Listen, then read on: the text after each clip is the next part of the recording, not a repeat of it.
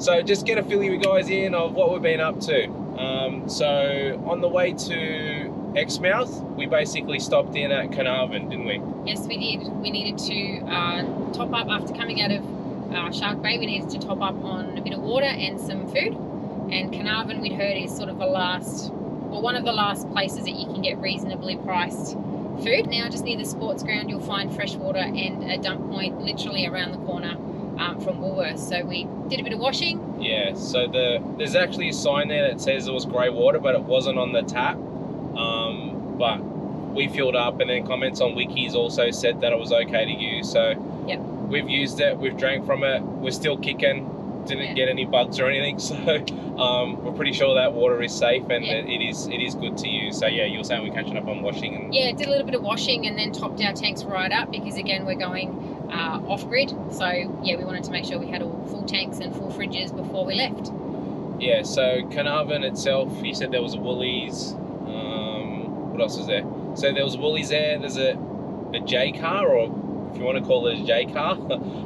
It's like a mixture and authorized reseller of J car stuff. So we actually picked up a couple of fuses and stuff that were missing. So just with Carnarvon and Woolworths, when we got there was actually not really a lot of stuff on the shelf as far as caravan related goods. And actually when we pulled into the car park, there were probably about 8 or 9 caravans. And I think it cycled twice through there. So it gets pretty busy through Carnarvon because like Kel said, it's kind of like the last stop up. And one thing I noticed which really kind of annoyed me was, guys, if you're stopping in those places, you push your trolleys to the park. Yeah. Take the trolleys back. Don't just leave there sitting in the park. It's a bad reflection of, I guess, us going through there. So yeah, try and leave the place as it is. It's not hard to walk it back 50 metres to the trolley bay. It's just really annoying to see that. So, but anyway, yeah. All right, rant over.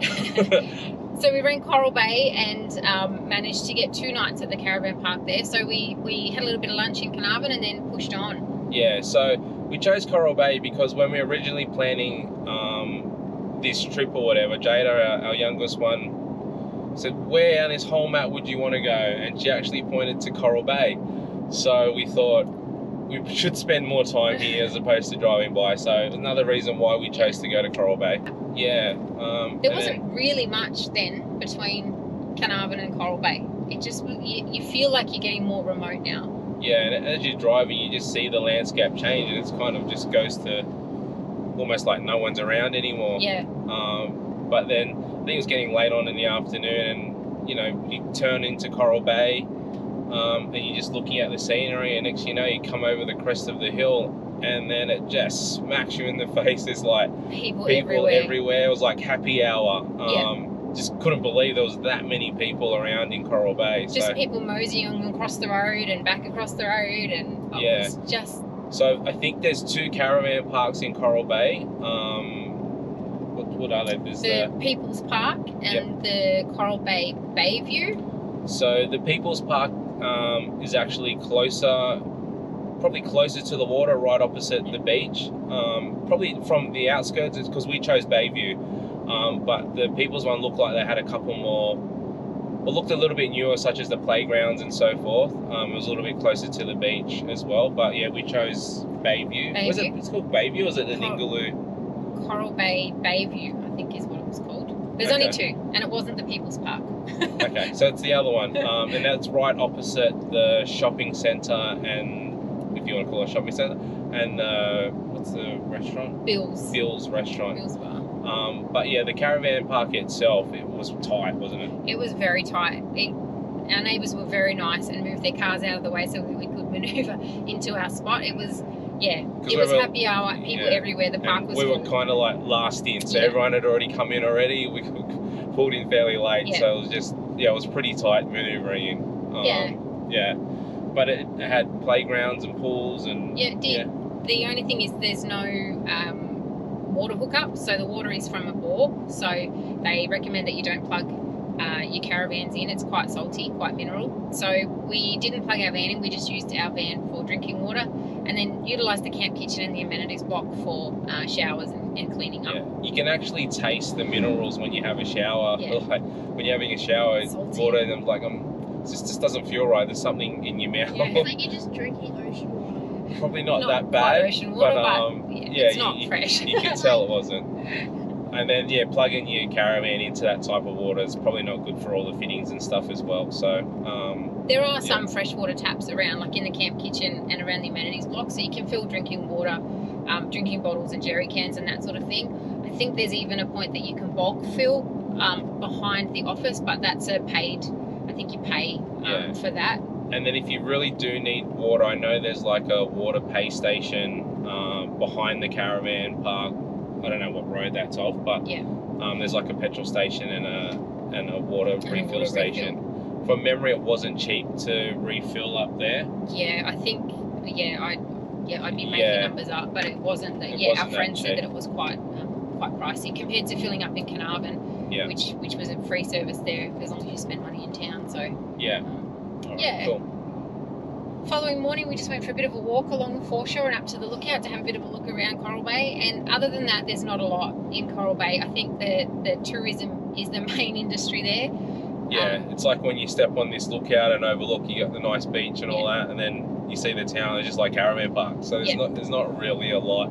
Holiday villas and a backpackers as well. Yeah, not really a lot to do as far as anything structurally wise there. There is a little shopping centre which has some boutique shops and the tours, like your snorkel tours, your diving tours, a little supermarket, a bakery which was buzzing at 7:30, 8 o'clock in the morning. There was a lot of people over there grabbing coffees and things. Like, who doesn't like fresh bread and fresh coffee? So there's also, did you say tourist stuff? Like a lot of tourist stuff? Yeah, a lot of tour stuff. Yeah, so like you do the whale sharks, the bike, there's like some quad bike tours through there. Turtle, glass bottom boats, that sort of thing. Yeah, so there's a fair bit there to do activity wise if you choose to. And what else was there? Well, then the rain came for the morning, right, so we just buckled down, did some schoolwork and some work and waited for that to clear, and then in the afternoon it cleared enough for us to do a little bit of snorkeling. It was actually kind of nice having the rain.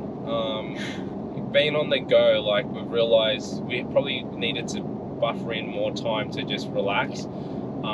But just with our time frames and so forth, it made it a little bit difficult to see so much in such a short period of time. But it's kind of nice to blame the rain for not doing anything.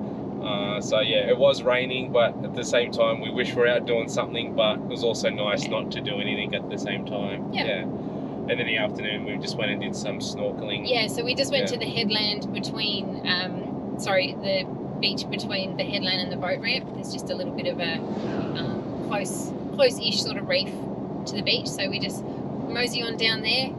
So that is actually, if you want to call it a four-wheel drive track, it is like it's off-road to get down to the place where we snorkeled. But also on the way to the boat ramp, we've noticed the Five Fingers Reef. Five Fingers Reef was the sign. And a lot of people have said, like, if you get a chance, the Five Fingers Reef is like probably the best snorkeling that you can do in that area. But it's just so late in the day, and not really like getting later on in the day, and then trying to go up a four-wheel drive track. It was about 6 kilometres, I think the sign said. Yeah, that we've never done before. Just, I don't know. Every time we go and do those things, something ends up happening, and we end up in trouble. So we thought we'd do that late in the day. It just wasn't worth it for us. But we have heard that it is really nice. So if you're in the area, Five Finger Reef for snorkeling. But yeah, where we snorkeled just near the boat ramp, it wasn't really like, there's a coral. There was more fish and stuff than we've seen previously. But there wasn't a lot of spectacular coral and stuff around there, but it was nice. There was a stingray. Okay. Jensen saw an octopus of some description. Little fish building their homes. So it was a little bit rocky going in, but apart from that, it was okay. I think the water was fairly nice. A little bit of a shock when you first get in, but your body adjusts fairly well. So they got back, the kids had a bit of a play on the jumping pillow. Some of our travelling friends were staying in the same caravan park as us again, so the kids had a bit of a play, and then... Graham Nomads, you're following us everywhere. We know it. But yeah, it was good to catch up with them again. And again, at that time it was happy hour, so there were people everywhere. I think the restaurants and the cafes were fairly full. This was about, 6:30 at night, and it was just, So there is on cafe thing at the caravan on-site park. cafe. Yeah, and they've done pizzas and all. Pastas and it was licensed. as well. And then across the road was a more, I don't know, I'd call it more upscale Bill's. More like a restaurant Bill's, club yeah, type bar thing. restaurant. So that had some nicer looking menus, like a proper sit down type dinner with tablecloths and that sort of thing. So if you don't want to cook or whatever, you've got those options there available. Wasn't the cheapest thing as well, but no, then there again, was tourist pricing. it is what it is. You're in a tourist town where where else are you going to go? So Yeah. But while the kids had to play, what did you do? You had to say farewell. So when the kids were playing, I tried fixing this angle. The angle wouldn't work, and in the end, after ringing around and talking to a few people, kind of said it's time to say goodbye. So kind of scrapped what I needed off it, even though they said there's nothing you can really do with it because the new angles are a different componentry or whatever, but I managed to take some things off that were okay. And then there was actually a nearby tip that you could go and drop stuff off. So probably about nearing 5 o'clock. So basically pulled in, and on the way they were getting ready to shut down the tip or close this tip for the night. So it's kind of a different type of tip. Like you walk in and you didn't have to pay. And then you had all different sections like greens and metals and all these different sections where you go. So basically headed off to the appliance section and unloaded the angle. So Bid adieu. yeah, so that angle, it's been with us 17 years. Like it's older than our kids. It's almost like one of our kids. So it's it just lasted the test of time. So and it's been everywhere. yeah, so pulled it out of the back of the ute and said a teary old goodbye to the angle. So you've served us well, angle. We know where you are. Up in Coral Bay. So yeah, enjoy your peace up there. So yeah. But from there, the next day, we headed out and kept going up the Ningaloo coast and found ourselves in Exmouth. Exmouth, yeah. So, it's a nice little town there as well. It is, yeah. And then from there, we spotted, well, I'd heard reviews that the Ningaloo Bakehouse in Exmouth was pretty good. So we stopped in there and they had, quite a selection of breads and things, but they also had a little takeaway section. So I just grabbed a couple of loaves of bread. I think they were about $5 a loaf. So not cheap, but not the most expensive. I think I paid more in Cape York than here. So, and then we grabbed some takeaway chicken. Yeah, so they had Rosie's chicken. We've never heard of Rosie's before, have we? No. So we've had Rosie's, we've had chicken treat. So we're trying all the different chickens out here. But yeah, you can see the locals chucking into these hamburgers, chicken hamburgers or whatever, and I thought, we've got to give that a go. It wasn't too bad. It's like a hot spicy chicken type. Like KFC. Kind of like KFC, but a different type. Yeah. Well, everything's like KFC. It's all chicken, isn't it? Fried chicken. But yeah, so got some of that, and then we also got a lovely chocolate eclair. Yeah. Oh, chocolate eclair. Let me know if you like chocolate eclairs, but yeah, it was really delicious having a chocolate eclair. Yeah. And then we headed around the point from there. Yeah, so when I looked at the map, because we actually got into Exmouth fairly quickly, and then I was like, why is the nav still saying it's like an hour and a half away? So it's actually we're actually staying in Osprey, and Osprey is kind of like the second last camp on the bitumen. Yeah. But it's 80 k's away, so just saying, if you forget stuff, it's kind of a long way back to kind of grab stuff. So if you're going out that way and you're not needing to try and grab all your stuff that you can, because if you think 80 k's one way, another k coming, like it's 160 k's just to pick up a few bits and pieces. As well as water, there's no water in the national park, no fresh drinking water. So we fortunately had filled up already, so we didn't need to. But there is another paid station at Exmouth. Yeah.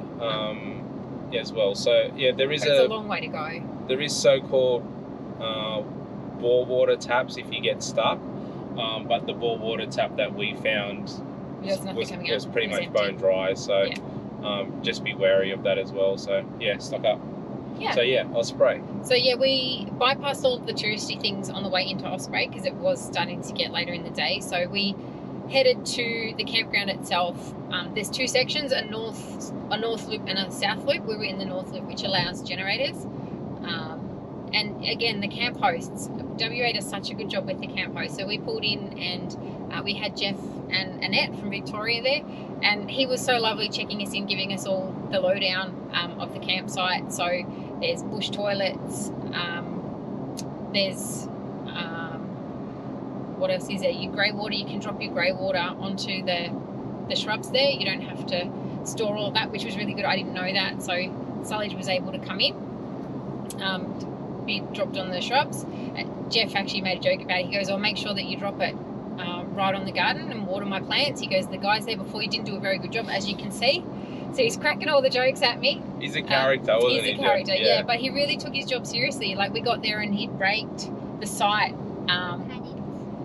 patterns into the gravel and taken the time to really make it just a little bit more homely. Yeah, so Jeff, I'm going to be honest, when I first parked on the site, I didn't notice that there was actually rakings in there until I got up one day and go, it looks like a circle here, and actually realised that you take a lot of care in the work you do. So it was quite amazing. So yeah.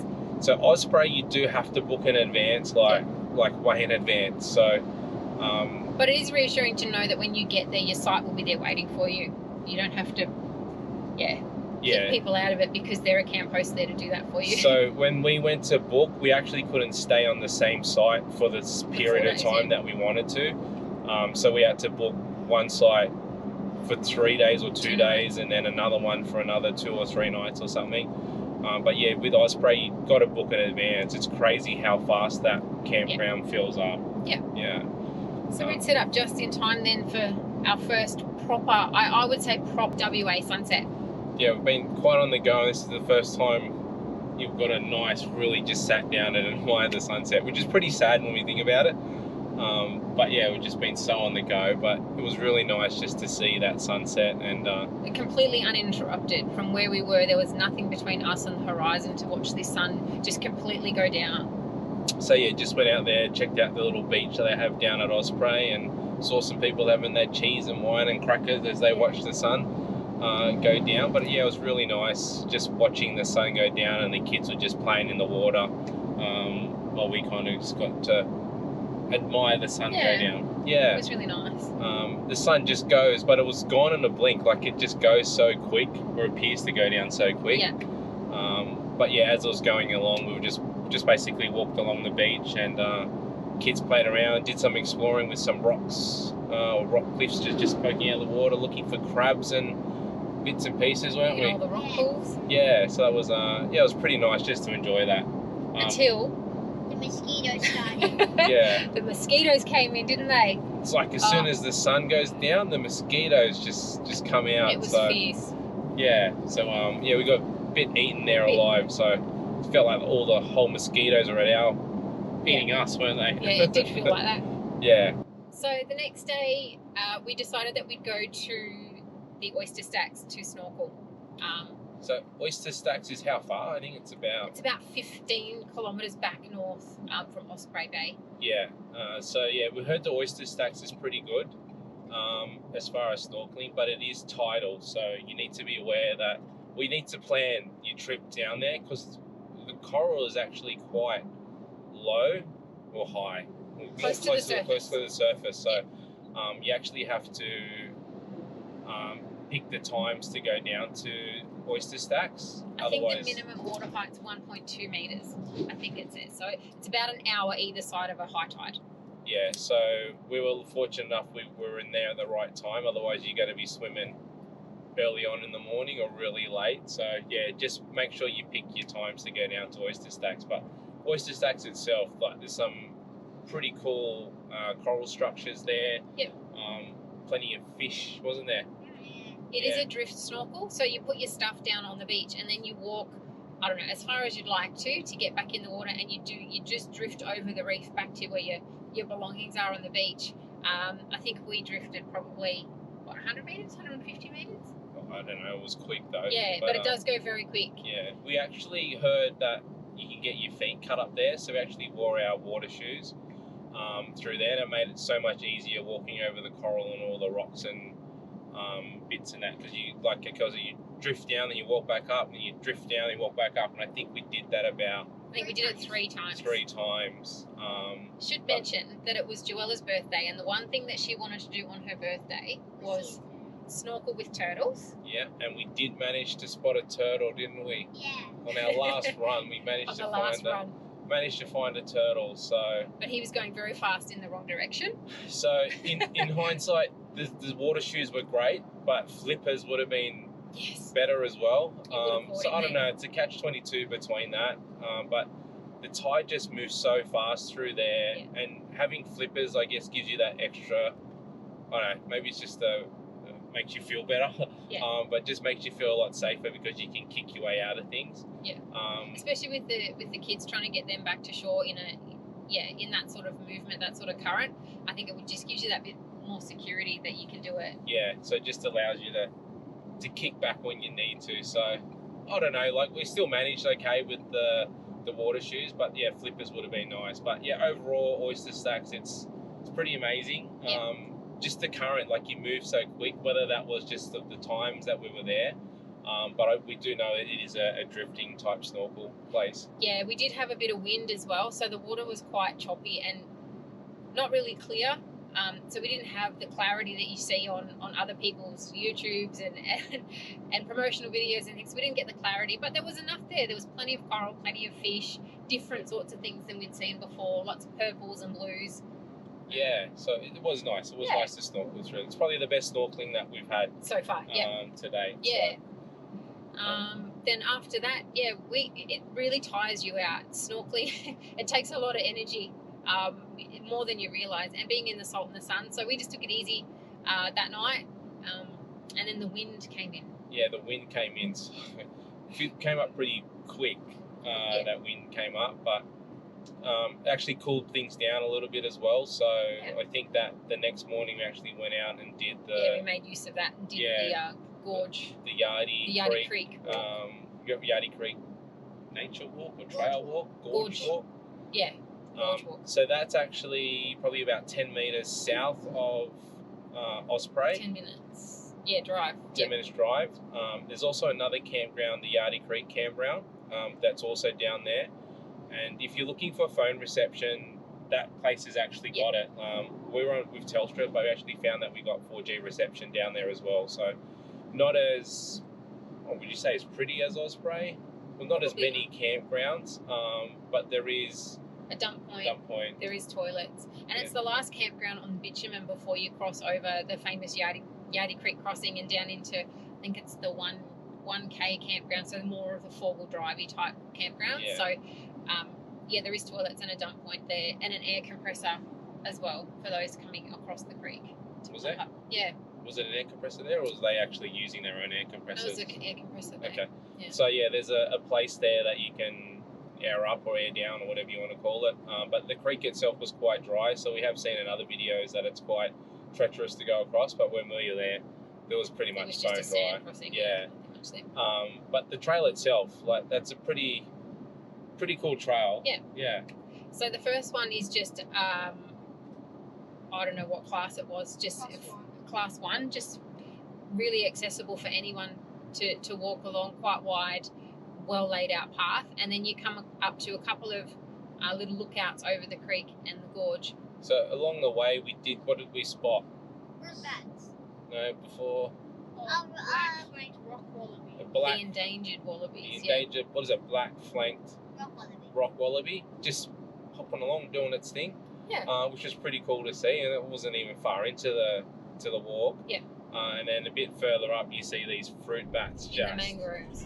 Just singing along. Like, you could hear this ruckus coming up from a mile away, and it's just didn't know what it was until we got there. There's just a bunch of fruit bats hanging upside down, just having a good old time in the mangroves. Yeah. Yeah. Having a chat. Kids reckon they sound like monkeys. Yeah, they did. But yeah, they're just all there hanging upside down, wrapped in themselves, having a chat. So it was pretty cool to see. Yeah. The fruit bats there. And then a little bit further back is, actually didn't realise there was a trail there, but a little bit further back is the actual gorge trail. Yeah, so it's a bit of a left-hand turn, and then it turns into a class 4 or 5 walk up around the gorge rim. So you do a little bit of rock scrambling. I wouldn't say it's difficult. We managed it pretty well. It was early in the morning, so about 8:30, 9 o'clock-ish. It is, some sections, it is quite steep down and you are scrambling up some rocks again. But our kids did it fairly well, and I think they said allowed 2 hours or something. Was it 2 hours? Yeah, I think so. But we did it in just under or just over an hour with a little bit of stops and sightseeing as well. Yeah, and we weren't going at it fast. We were just doing it at quite a normal pace, we thought. So yeah, it's a pretty cool track, and you're walking along the gorge itself and seeing Yardi Creek from above. Yeah, it sort of abruptly ends and not very well signposted. There is a sign there that says this is where the track ends. There are endangered species beyond this point. Please don't disturb them. But it was just like the same route marker as a cliff fall area or a gorge, gorge risk area. So yeah, just be mindful of that. It's not well signposted, but there is an end to the track, and you sort of just look over the gorge and then turn around and make your way back. Or when you get up to the gorge, you look over the gorge on one side, then you turn behind, then you can see the ocean and the Ningaloo Reef coming in from the other side. So it's this so close, like the gorge and the ocean, like it's just quite amazing just up the top to see. Such a contrast between the two. So yeah, it was pretty good walk. So if you're already down that way, check out the Yardi Gorge trail. Yeah. In the afternoon, we tried another snorkel spot called Torquoise Bay. Yeah, so Torquoise Bay was actually a tip from one of our neighbours at Osprey, and they basically said, go check out there, that's where they go. Torquoise Bay is a bit more sandy, so you're not having these jagged rocks trying to jump into the water. It's actually a nicer entry.